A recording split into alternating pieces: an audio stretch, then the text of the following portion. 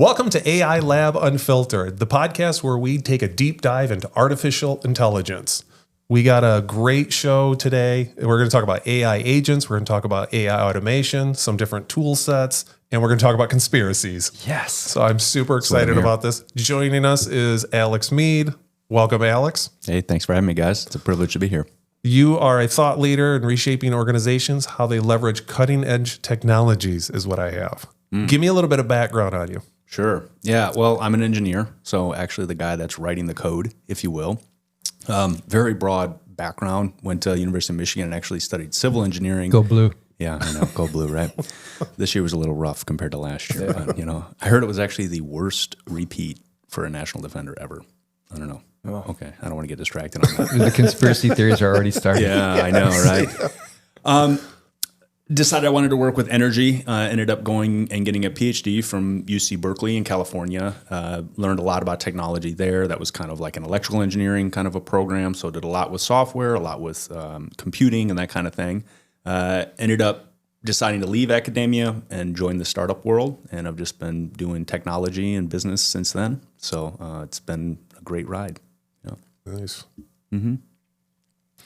Is there anything in the recent news about AI that's maybe worth talking about? Thanks for asking, Pete. That's a very good question. I mean, I'm sure everyone's saying this, but DeepSeek and this kind of new model that dropped allegedly or appearing out of nowhere, kind of specifically the R1 version, which dropped, I think, maybe 10 days ago, 12 days ago, something like that. And what's really kind of catching everyone's attention is the fact of the numbers that it was published with and where it was coming from. So one, it's open source, right? So we can all, take this and pull it off of the internet and run it ourselves if you have enough hardware. And that hardware isn't completely inaccessible for the average person. Like, 8 to 10,000, you could be running something like this. And a lot of people are. Another thing is the fact that they published how they did it, which is always interesting as well, right? Like you can publish, the chemistry formulas for things, but it doesn't mean you can actually replicate something, right? So that was a big thing. Another big thing is where it came from, right? And this is kind of where we start to get down the conspiracy theory and this, that, and the other. But it came from a Chinese company, which until now haven't been making huge, kind of announcements and advancements like this. But this appears to be the real deal. And the amount of money that they claim to have done this with is extremely low. It's something in the neighborhood of 5 to 6 million, compared to 50 to 100 million or billions. Which is the typical model of what it takes. Exactly. So it's like, how did you get to that point? Well, first, let's just quick primer of give us the 3-sentence of what DeepSeek is. Yeah. So DeepSeek is actually like a research company that was spun out of a hedge fund in China. And they have a number of models that they've been publishing. So V2 and V3 were your more traditional kind of large language models, basically like the ChatGPT 3 kind of a thing, right? And then this latest one, this kind of -R, is this idea of a reasoning model, which is really kind of the more abstracted field of AI that this kind of falls into. So that would be like your O1, your O1 Pros from like the ChatGPT world or OpenAI world. And it uses kind of fundamentally this idea of what's called chain of thought, which is just the way like we think, right? Like, okay, I give you this complicated problem, and then you break it down into a series of steps in order to solve that problem. So you kind of take one big problem, break it down into a set of steps, and then solve those steps, and then you end up with a solution. Is chain of, because there's, for people who follow this, and I read about AI every single day, is there a difference between chain of thought, which is a very specific way, I think, to train a model versus reasoning? Because some of the other models use the term reasoning. Are those one and the same, or are those different things? I'm glad you brought that up, because I think it's important in AI in general to establish definitions and actually understand what people are talking about. And these things overlap, and people use those words interchangeably. Yeah. Okay. So typically when people say like reasoning, quote unquote, they're thinking about this idea of like these logic type problems. Like, a classic example you can do is like, how many R's are in strawberry, right? Like, okay, the obvious answer is, I believe, 3, right? But, you can trick it because of the way that it's actually doing the results or the way that the model actually runs. Let's get nerdy. Okay. Yeah.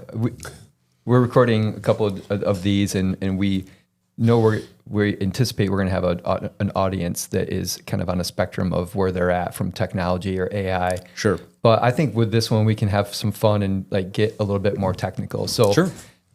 AI doesn't look at a word the same way that we look at a word. Like they tokenize it, right? Can you talk about that and why it's so difficult for a language model to know that there's 3 R's in strawberry? Yeah, totally. So, where to always kind of start these conversations is tough at what level with different people. So Right. we'll try to dive in a little deeper, right? So at the end of the day, all of these models, no matter what they're doing, is just math. It's just a bunch of matrices, which are these square groups of numbers being multiplied together. And then at the end, you end up with these numbers, and then they just map those numbers back to words. So you start off with a sentence, and then each one of those words in that sentence, and now we can actually double click again. It's not actually words, but most people use that as a stand-in. It's actually what's called a token. And there's all these different dictionaries of mapping words to tokens, okay? A token is just a number. That's all it is. So now we understand how we went from a sentence to math, okay? And then that token then, so we take a sentence, convert all of that, those words into these tokens or numbers. Now we're in math land, okay? Now that number, that row of numbers is a vector. It gets multiplied all together through all these different matrix multiplications and different types of convolutional filters and all sorts of different stuff. It's all. Are those also what you call weights? So the weights are the values in those matrices. Exactly. Yep. And what those matrices do is they kind of encode knowledge in some way. They encode these patterns, okay? And then so you do all this big math, then at the very end you get a vector out again, then you convert it back from those tokens, okay?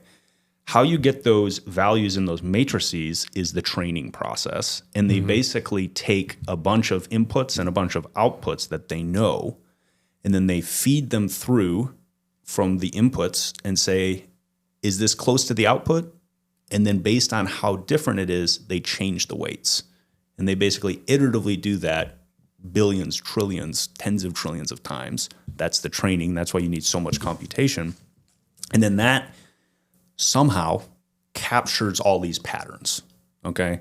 That's kind of when people say, like, we have no idea how they work. It's like that's what they're referring to. Like, at a fundamental level, it's very clear what they're doing. We could exactly replicate the math with 100% certainty because it's running on hardware. If we couldn't do that, then the hardware wouldn't work, right? So we know, exactly what they're doing mathematically. But you went from a sentence into math world. What does that mean? Right? We have no idea what that means. So to get back to your original question, the reasoning is kind of this almost emergent property at the end of like, hey, it got it. Like, how many R's are there?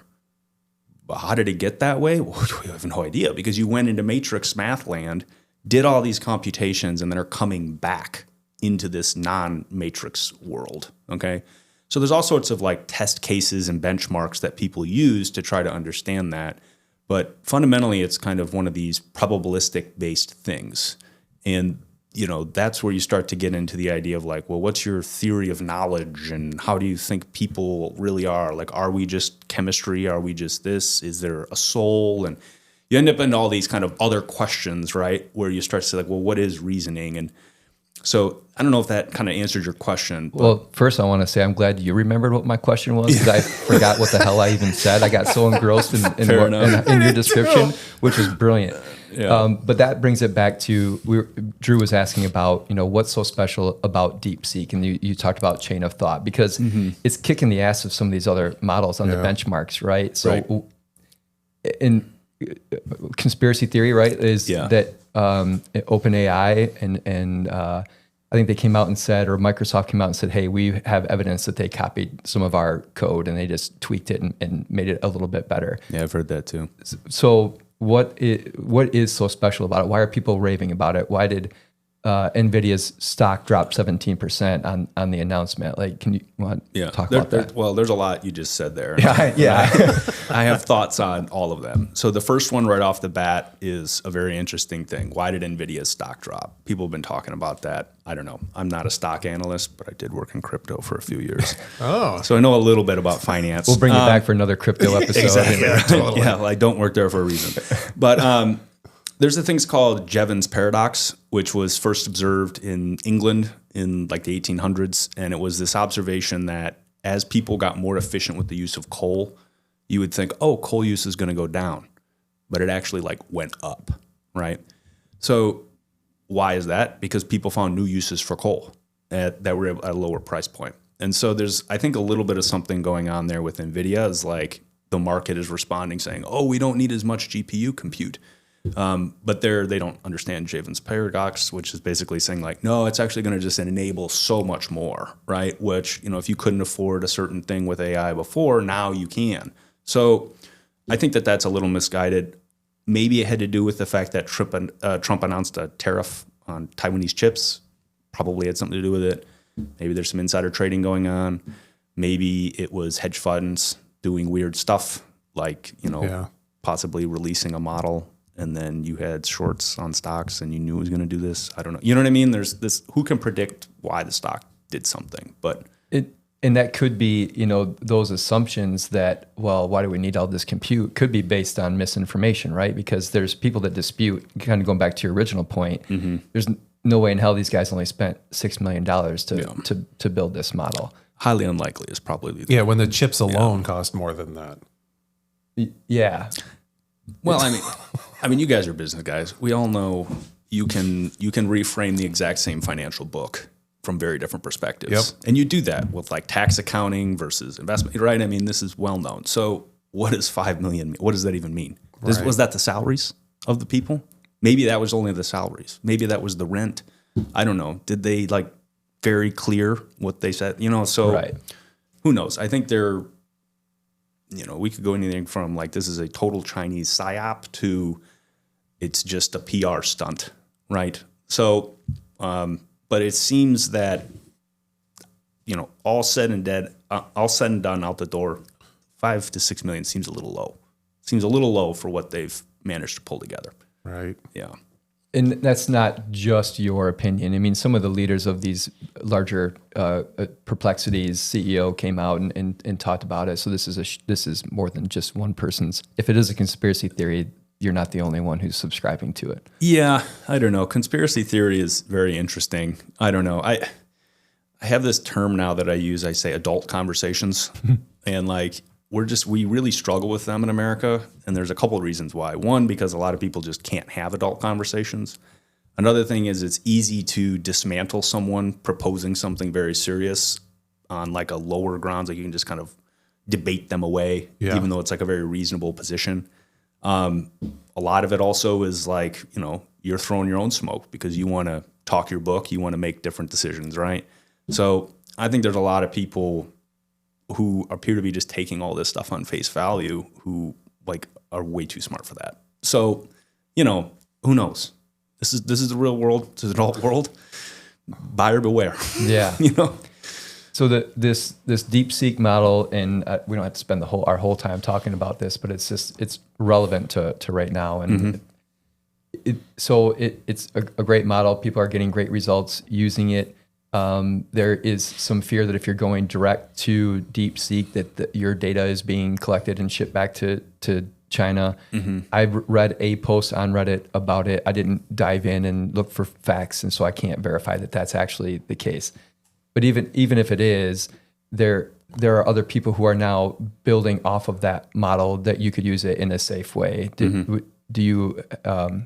Would you mind speaking to that, or just totally. so kind of assuage the fears of people who want to play around with it, but they hear these rumors? Like, what's a safe way that people can use R1 right now? DeepSeek? Yeah, totally. So I'm not a lawyer, but my understanding of the terms of service definitely open the door to all your data's in China. And that has to do with just the way Chinese companies run. They have to have all their data in China, and they're also required to have a formal relationship with the government. This is well known. Yeah.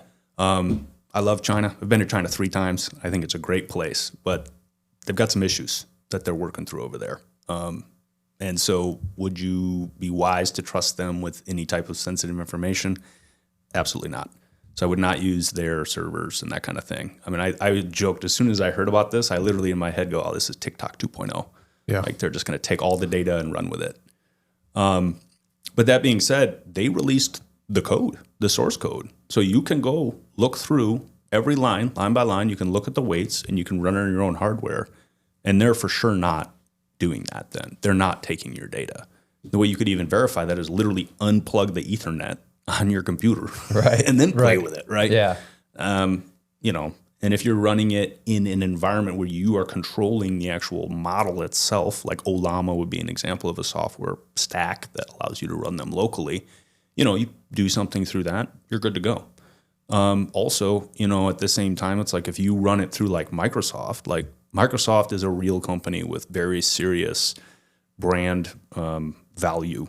Right? Like, Sure. You think they're going to have some backdoor deal with the China? No. Right? So, like, if you felt comfortable running things on your kind of corporate stack in Microsoft, you can definitely run anything there. Yeah. It's kind of a transferring of that risk to them for sure. You said earlier that, you know, if you had $8,000 to $10,000 worth of hardware, you could run it locally.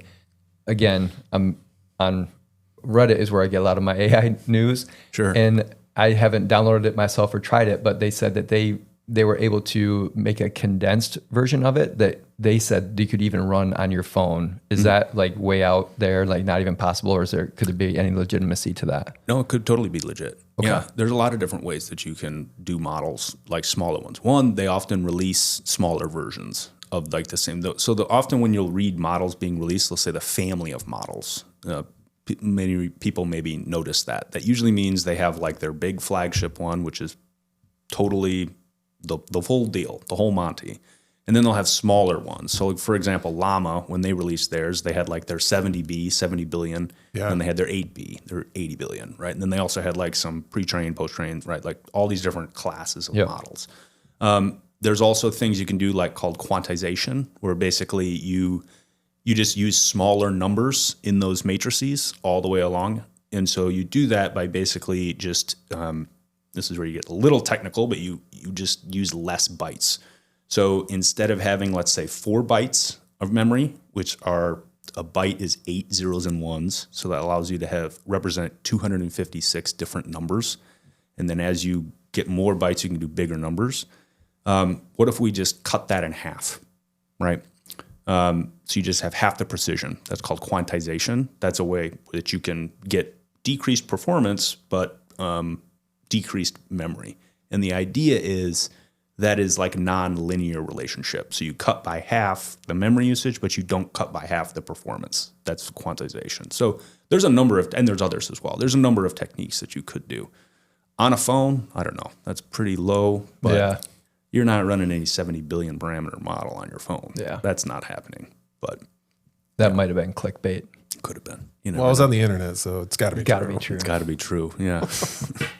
So talking about, I want to switch gears just a little bit. Talking about AI agents, AI automation. Sure. What do you see? First of all, can you define kind of the layman's terms of each one, just so we understand? And where do you see those being applied in daily life, in business, in our personal lives?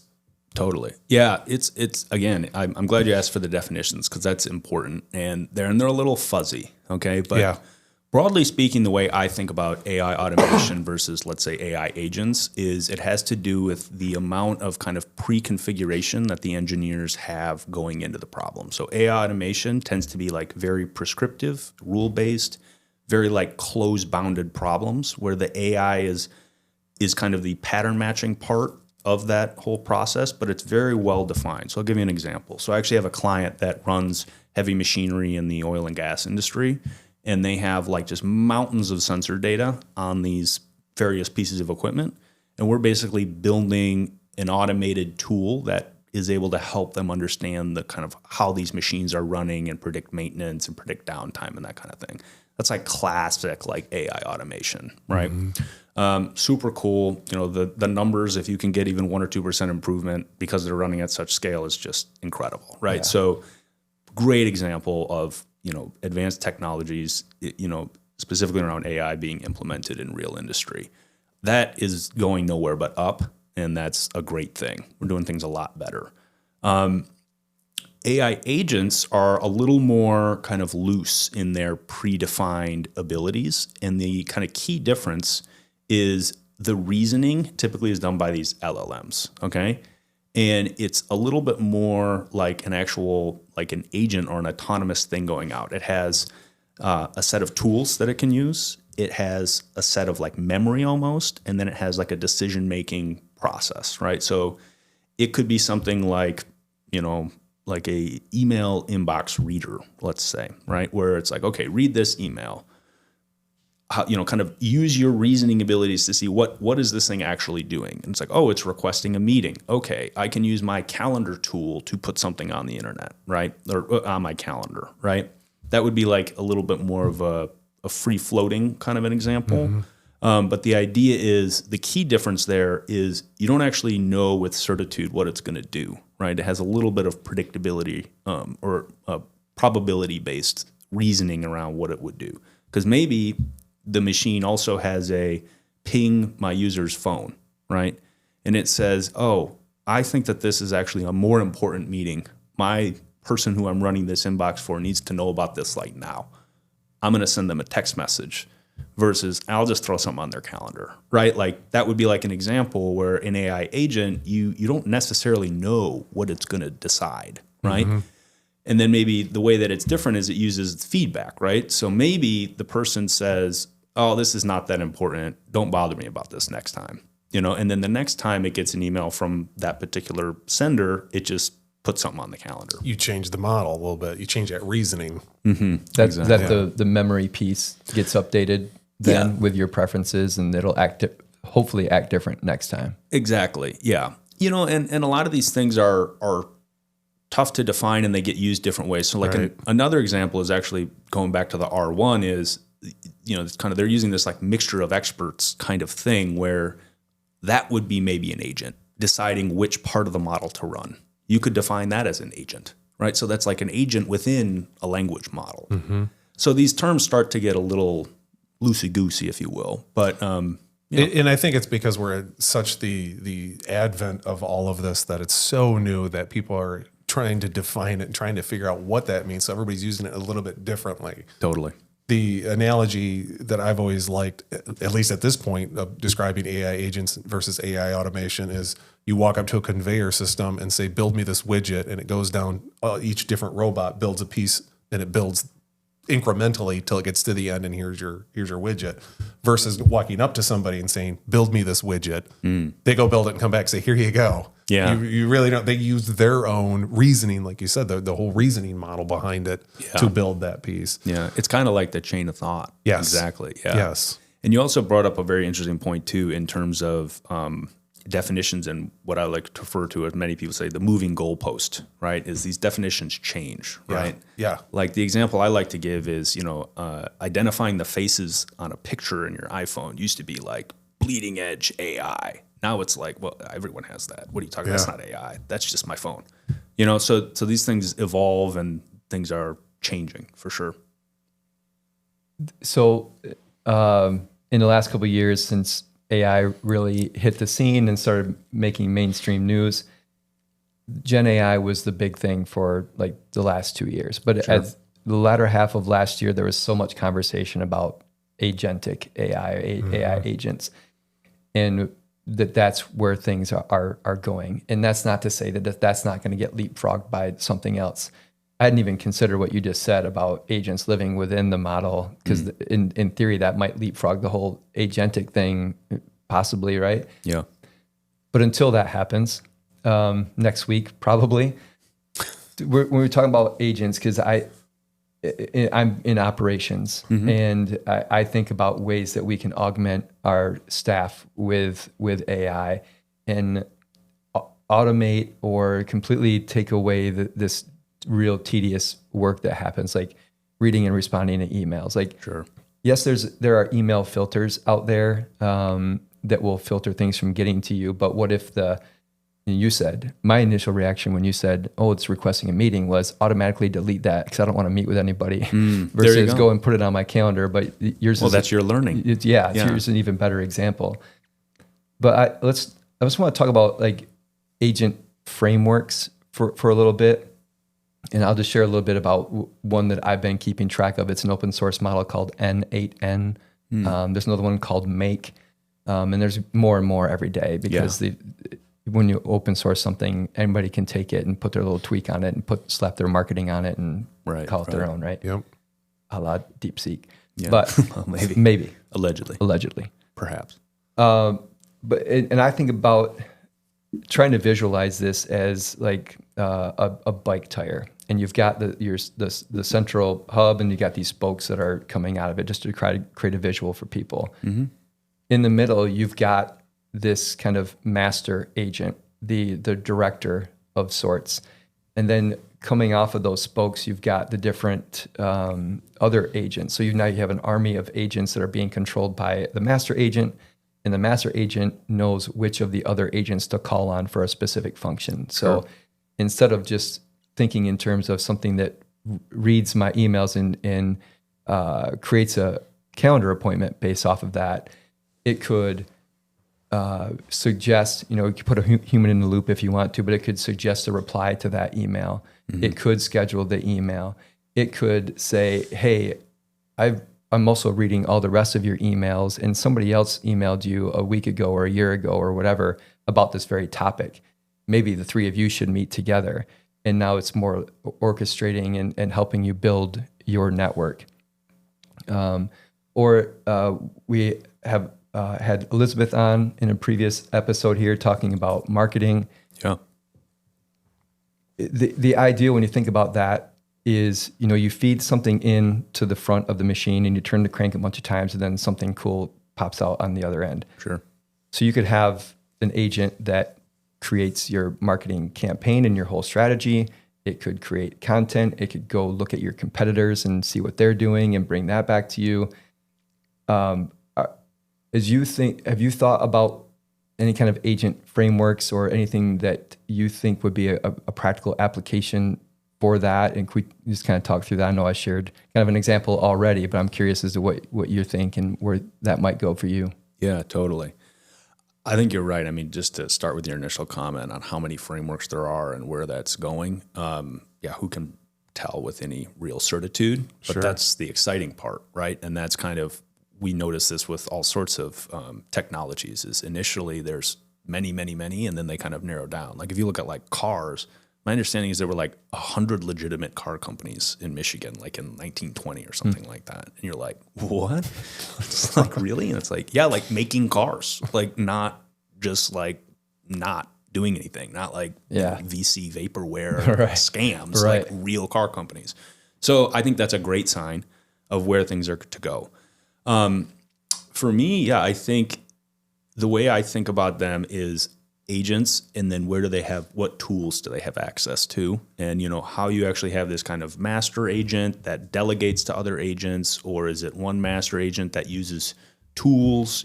I think for me, there are low-hanging fruit that is really obvious, like customer service you mentioned. This is like an obvious use case. There's a company called Klarna that does like short-term financing. Yep. They kind of had one of the first like big generative AI type things. You could call that an agent. They basically were able to replace something like $40 million worth of customer service spend with these automated customer service tools. And then the idea is they upskill their customer service people, and they only handle the things that are complicated or confusing. I think that's the way this stuff is going in the short term.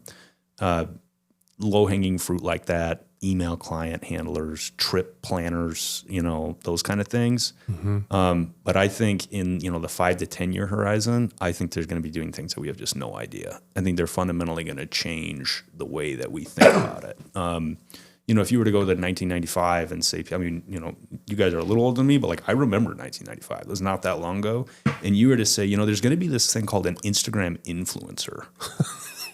you would just be like, what? Like it's, some young person that wields more influence than like Tom Brady or something. You'd be like, well, what do they do? It's like, if it's a girl, she looks hot. If it's a boy, he like they has take a a cool couple car. pictures. Like, and it's like, well, what are they actually doing? It's like, they're not actually, Nothing. They're literally doing nothing. They're just like filming themselves, being dramatic, but they will wield incredible influence in our society. They will be very wealthy people, and we will wonder what happened. I think it's going to be like that. There's going to be these things where we look at them and we're like, wow, that just makes total sense how that happened. But it's impossible to predict right now. I really believe that. I think expect the unexpected. I have a prediction about influencers. A prediction. We're putting this on the record. Yeah. And I think, especially in 2025, we're going to see a big influx of AI influencers where they're not real people. And this is already happening. Yeah. But I think it's going to get real traction because if I'm a human influencer, I have to sit down every day and I have to record myself. Right. It takes time. I have to, for I guess a lot of them, make yourself look presentable. Right. You probably have to put some strategy to the things that you want to talk about and know what's up with current events. But going back to an agentic framework around that, you could create an AI agent that is it's the actual digital avatar that are freakishly human-like right now. Yeah. And they can speak in a way that you would never be able to tell that it's AI. Their lips move exactly like they should when they're talking. They can move their hands. They can have any kind of backdrop. So you could have the same AI avatar that maybe is an exact replica of you or something fictitious that you create. Put it in any backdrop in any country you want it to be, in any scenario you want it to be at any time. Have another agent that goes out and is looking what else is trending and just apply that to my own thing.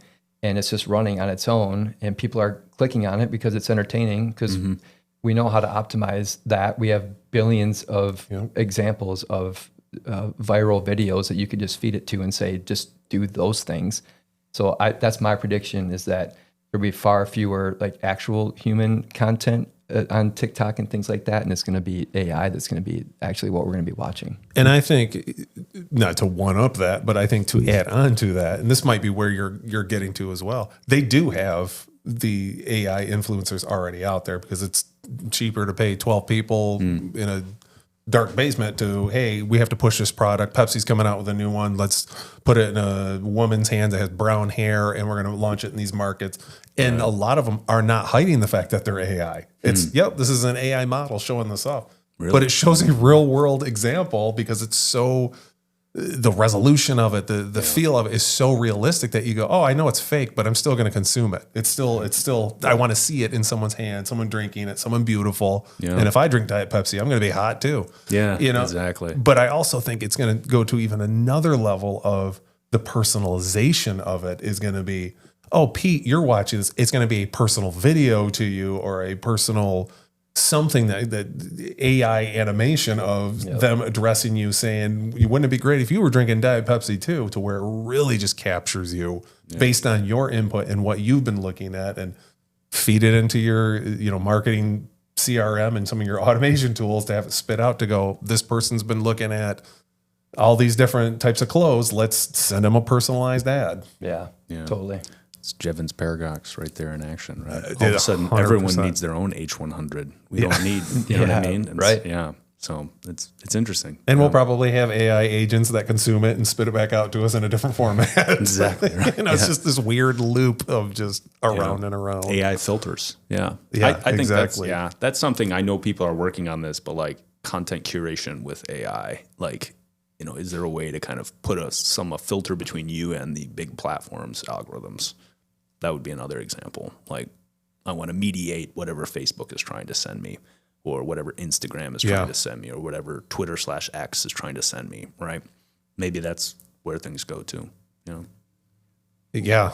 Yeah. I've also got like a whole dark rabbit hole too that we can go down, but I don't. Let's go. Stay positive.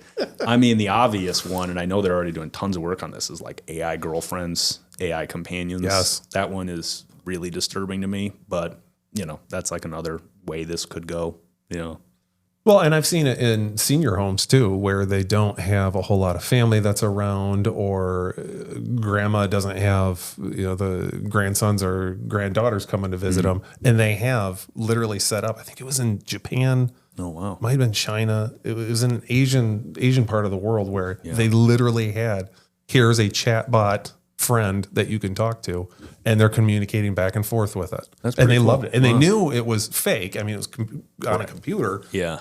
But they just had this interaction, and it would ask more questions about them. And of course they want to talk. And they showed more brain stimulation that was happening because of it, because clearly you're interacting at that point. I love that for that reason. That's not the dark rabbit hole. Like to me, that's the going towards the light. Yeah. There's a guy that I just met last week. He's going to be speaking at our next AI lab here in February 19th at Service Express. Name's Dan Hungerford. He started a company called everfriends.ai. And I'll let him tell his story. Actually, I think he'd be a great guest for our podcast too. But it's exactly what you just described. There's a whole, like, loneliness is a major health issue. Oh, yeah. Right? Mm-hmm.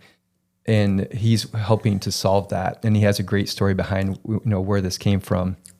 But it's exactly that, like on your phone. It's an app. It's out there. If you wanted to go look at it, everfriends.ai, and you can sign up, and you have a digital person that you can talk to, and it gets to know you. Like, it remembers. Like, he shared an example. He said, when you first sign up, it asks you questions like, what are your grandkids' names? And then as you interact with this very lifelike digital avatar, it will ask, how's little Joey doing? How did baseball go last week? Like those kind of things. And you can have that interaction. And I think that's wonderful. Now, the AI girlfriend, boyfriend thing is scarier. But these are people that are already in a lonely situation, and it's probably not going to get better for them. Like if they're living on their own, or they're in some kind of a facility where they're on their own, their chances for interaction are probably very low unless they have a great family that goes and supports them. That's where I think this has a great application. Not on the front end of your life where you really need to learn, how to create relationships and things like that. But, Totally. Yeah. Yeah. What are your thoughts on open source versus closed source when it comes to these models? One of the things about DeepSeek, as you mentioned earlier, is that it is an open source platform. But if you ask the CEO of Perplexity, he's actually more in the favor of closed source and the security of why we should have closed source models. What are your thoughts on that? Yeah, I mean, this is a very rich tradition in software, is open source, closed source. You're working for the man, I work not for the man. Also, open source doesn't necessarily mean free. It just means you can see what it's doing. So that's a common misconception that people often That's a great point to bring up. Thank you. Yeah, like open source does not mean free. Like you often, you could steal it, I suppose.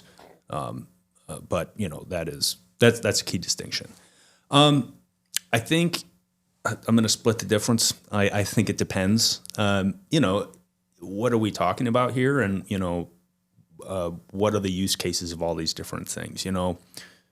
Should you have like a weapons grade AI system that, Anduril makes? Probably not. But what does that even mean for your context? I don't know. Like maybe they're building advanced drone systems. Like, should that be open source? I don't know. Probably not. But, what does that look like? I think the thing that is a bull case for bull as in like we want to do that, like the stock market reference, for open source is then you can actually look at what it's doing. You can understand when there is censorship being put in the models. Like they've already asked DeepSeek some questions about Tiananmen Square and Taiwan, and it kind of gives the classic CCP answers, right? The models that a lot of the U.S. companies come out of Silicon Valley, it's like well-known, political, echo chambers out there, and they say exactly what you would expect. They even raise just like interesting questions that are like forced ethics on you. Like I grew up really into fish tanks as an example, and I'm getting back into them. Okay, nice. I'm very excited about this, and I asked it ChatGPT just a silly question about what kind of fish I should get, and it went on this diatribe about how having pets is a big ethical question, and I should consider not having a fish in a tank. And I was like, yeah, I mean, I suppose, but this is not even at all what I asked you. Right. So open source, you could just be you could rip off whatever is putting that answer in and just be like, yo, you want a goldfish and you want to get this kind and have fun. You know what I mean? Like, you're not going to serial killer eat this. I don't know. You know what I mean? It felt like way Big Brother to me. But then at the same time, I mean, like, there's a lot of information out there that we don't have any problem keeping confidential, like how to build weapon systems or even just how to undermine certain things. Like, I know a guy who worked at like a consumer-facing stock trading company. And one of their biggest things was like going on Reddit and looking for people publishing hacks on how to like take advantage of their like promotional offerings. Like, okay, like, do we really want to just have code out there that like 12-year-olds could download and with 5 clicks, you know?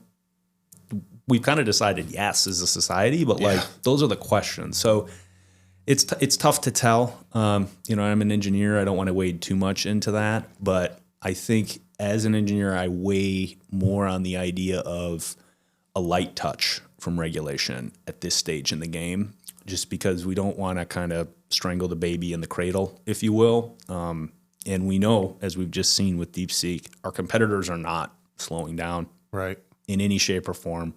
They're going for the moon.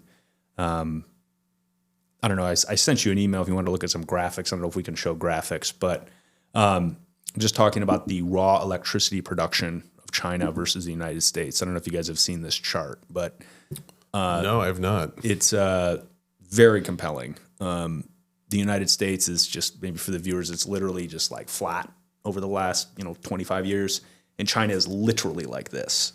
I mean, it's just incredible.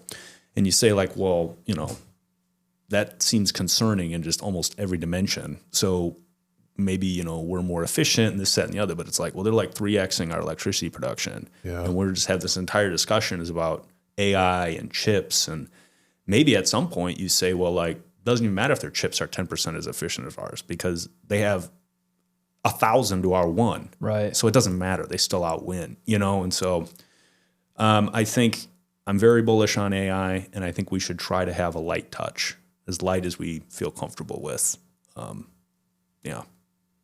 Which is interesting because I did doing a little bit of research about this topic. I looked at, are there any real guidelines out there other than policies that companies may put in place for themselves? And I found that ISO 42001, whatever the hell that means. Yeah, exactly. Right. But ISO has, I'm familiar with that one. Yeah. In case you're wondering which one, has a responsible AI component now in it. So ISO is now trying to give it, and it's very generic about the governance of AI. It's very loose because I don't think they even know how to, these are the people that write guidelines and policies, and they're going, yeah, we have no freaking idea how to contain any of this without containing it, like you're saying, too much to where now we're stagnant, and China's going, yeah, we don't give a shit how it goes, and we're going to let it rip. Yeah. Well, I do have a lot more thoughts on that. I mean, that's always like a question of where do you want to regulate a technology? Where do you want to do this? And I remember this was right at the beginning of all this AI hype, so probably late 22. I read this blog post, and the author was trying to come up with something you could do with AI, even in a theoretical sense, that wasn't already illegal. They couldn't come up with anything.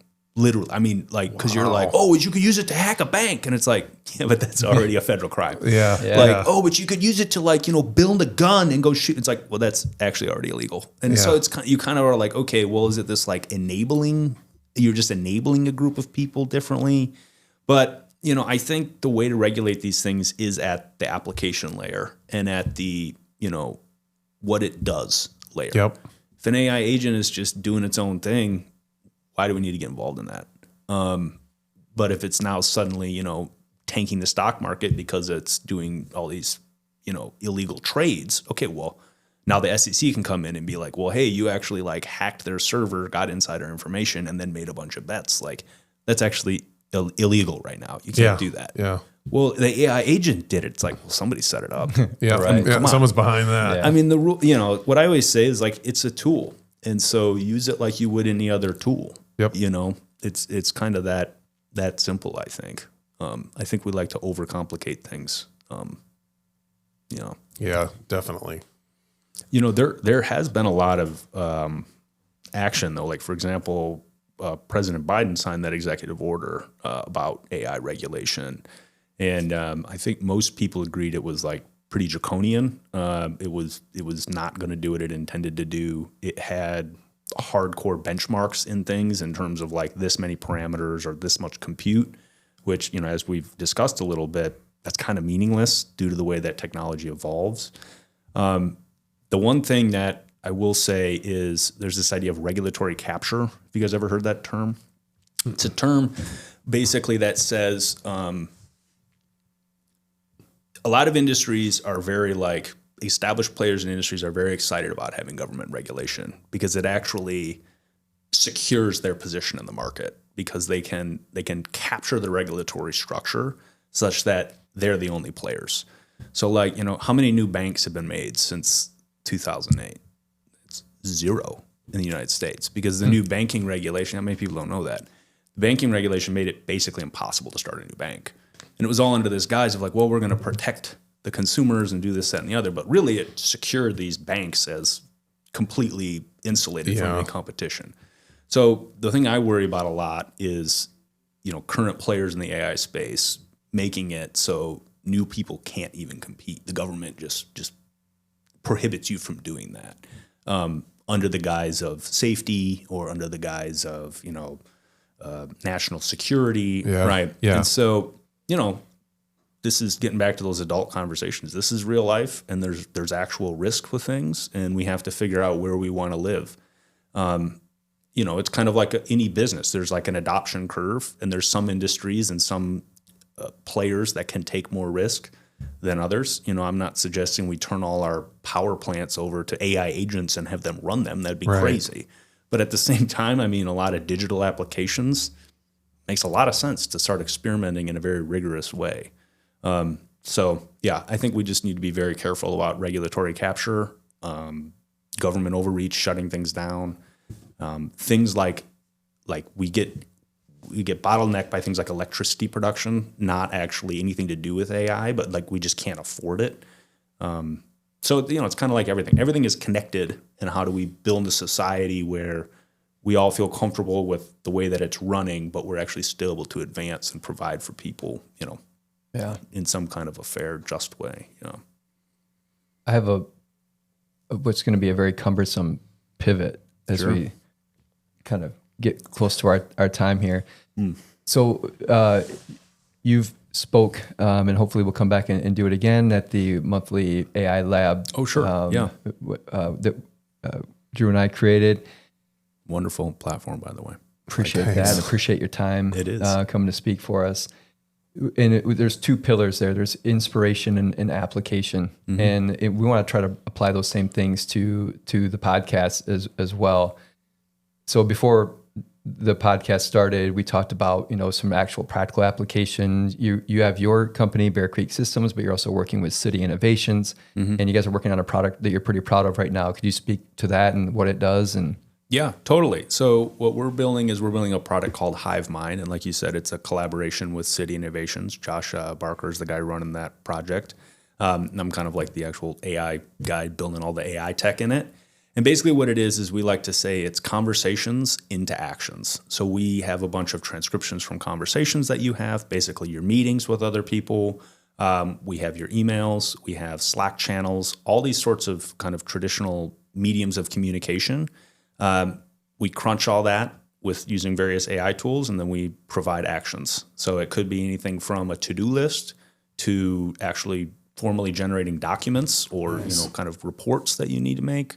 To actually helping you maybe, glean information or insights that you didn't actually see originally, right? Like we had one of our beta clients, we were talking with them, and they're like, yeah, I asked it to summarize this last meeting, and it came up with something that I'm like, we didn't talk about that.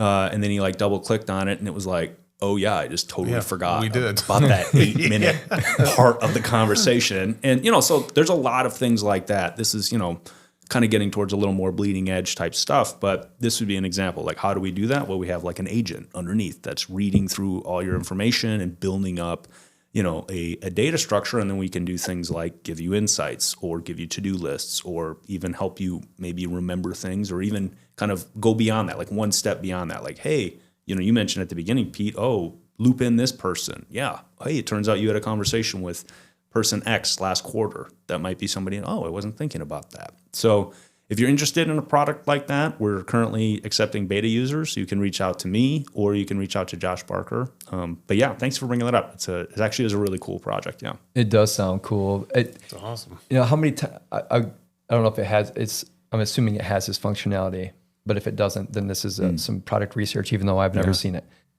How many times have you been sitting there and you're talking with somebody like, oh man, I know I just talked about this with somebody.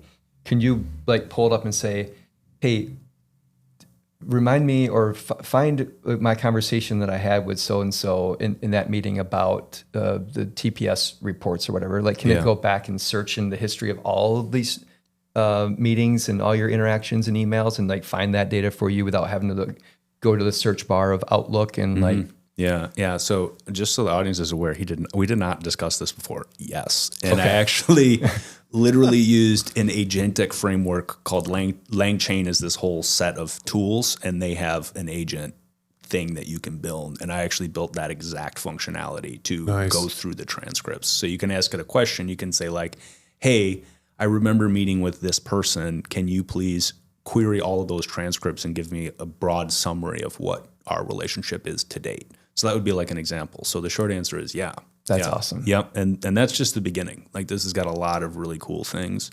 And that's kind of what I mean where it's like expect the unexpected. Every time we talk to someone, it's like an idea like that where you're like, wow, that's really great. Let's hit the code as soon as we can to build that. Yeah.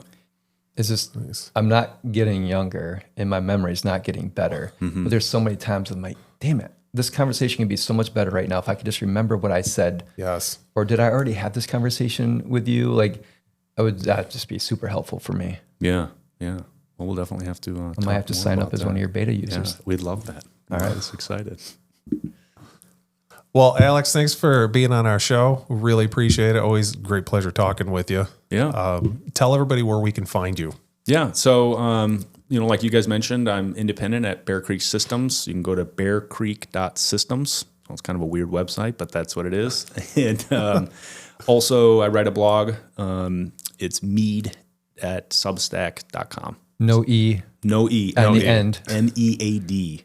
If you asked an AI tool how many E's are in Mead, what would it say? I don't know. That's a good question. Who knows? One. 5. MEAD. MEAD.substack.com. Yeah. But awesome. Yeah, it was a great pleasure, and thank you guys so much for having me. Awesome. Appreciate your time. Thank you, sir. If you want to like and subscribe to our podcast, please do so and enjoy some more that's going to be coming out. Thanks, everybody.